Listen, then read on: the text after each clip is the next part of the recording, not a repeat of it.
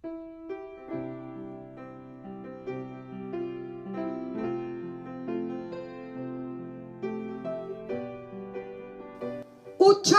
iman di tengah situasi sulit. Roma 10 ayat 17 berkata, jadi iman timbul dari pendengaran, dan pendengaran oleh firman Kristus.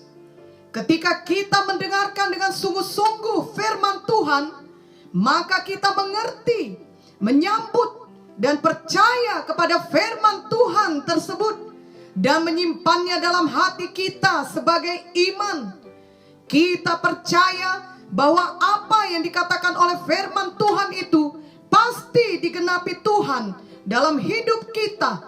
Oleh karena Tuhan tidak pernah berdusta. Bilangan 23 ayat 19 berkata, Allah bukanlah manusia sehingga ia berdusta, bukan anak manusia sehingga ia menyesal. Masakan ia berfirman dan tidak melakukannya, atau berbicara dan tidak menepatinya? Dalam hal ini, pengertian kita akan firman Tuhan bukanlah datang oleh karena kepintaran manusiawi kita, tetapi oleh karena Roh Kudus yang menerangi hati kita dan pikiran kita, sehingga kita dapat mengerti dan percaya akan firman Tuhan tersebut. Roh Kuduslah yang menggerakkan para penulis Alkitab, sehingga Roh Kudus juga yang paling dapat menerangkan firman Tuhan kepada kita. Itu sebabnya kita perlu selalu penuh Roh Kudus dan mau dipimpin oleh Roh Kudus. Roh Kudus membuat firman Tuhan menjadi kehidupan kepada kita. Kita berubah oleh karena kuasa firman Tuhan dan Roh Kudus yang bekerja dalam hati kita. Kita memiliki iman oleh karena firman Tuhan yang dihidupkan oleh Roh Kudus dalam hidup kita. Iman adalah percaya akan apa yang dikatakan firman Tuhan, tetapi belum kelihatan kepada mata badani kita.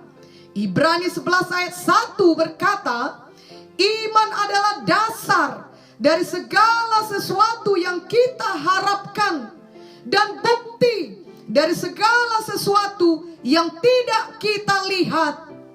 Bila memang sudah dapat dilihat oleh mata kita, maka itu bukan iman. Tetapi justru pada waktu kita belum melihatnya atau belum menerimanya, kita percaya dan beriman seturut dengan apa yang dikatakan firman Tuhan tersebut.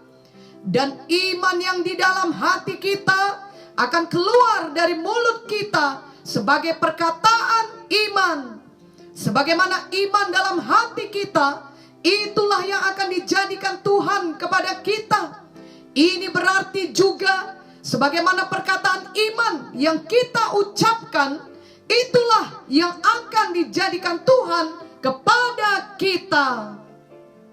Marilah kita membaca Markus 11 ayat 22 sampai 24. Yesus menjawab mereka, percayalah kepada Allah.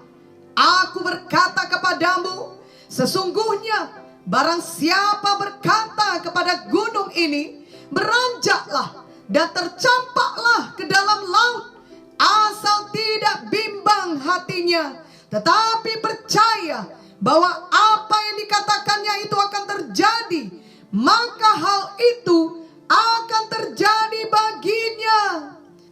Karena itu aku berkata kepadamu, apa saja yang kamu minta dan doakan, percayalah bahwa kamu telah menerimanya, maka hal itu akan diberikan kepadamu.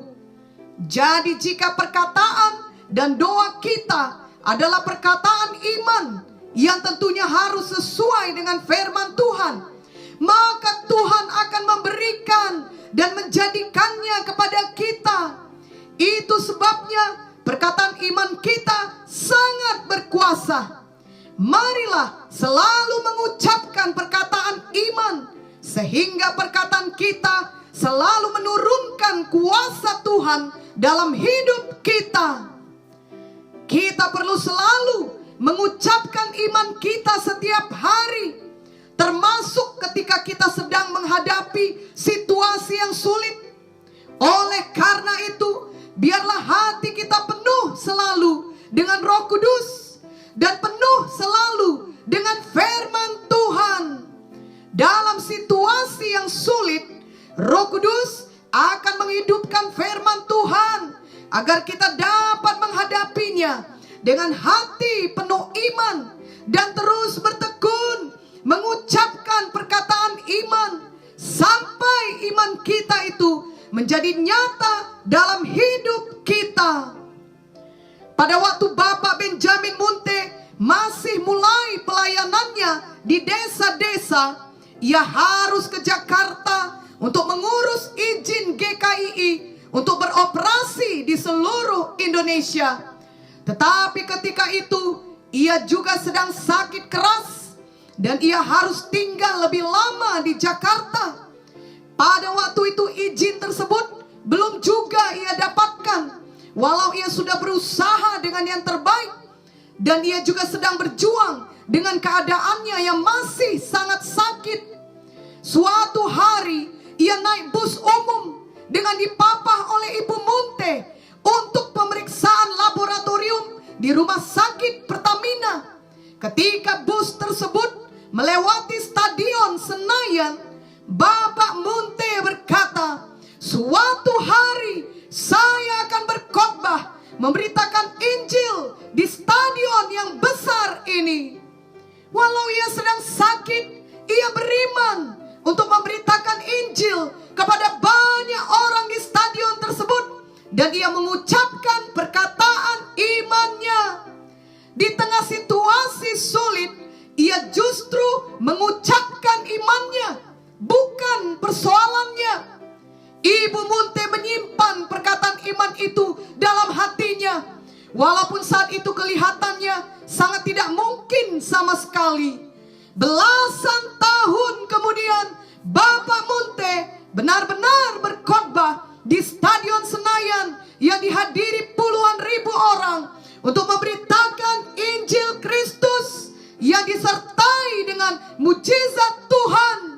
Bahkan pada hari tersebut hujan turun, namun jiwa-jiwa tetap tinggal mendengarkan firman Tuhan dengan sungguh-sungguh. Dan banyak kesaksian mujizat terjadi kepada jiwa-jiwa tersebut. Dan izin gereja GKII juga berhasil didapatkan untuk kemuliaan Tuhan. Sungguh Tuhan Yesus baik. Ia dapat melakukan lebih dari yang kita pikirkan. Efesus 3 ayat 20 berkata, "Bagi Dialah yang dapat melakukan jauh lebih banyak daripada yang kita doakan atau pikirkan, seperti yang ternyata dari kuasa yang bekerja di dalam kita." Marilah kita belajar tetap mengatakan perkataan iman di tengah situasi sulit yang sedang kita hadapi. Ingatlah Amsal 18 ayat 21 berkata, "Hidup dan mati dikuasai lidah. Siapa suka menggemakannya akan memakan buahnya."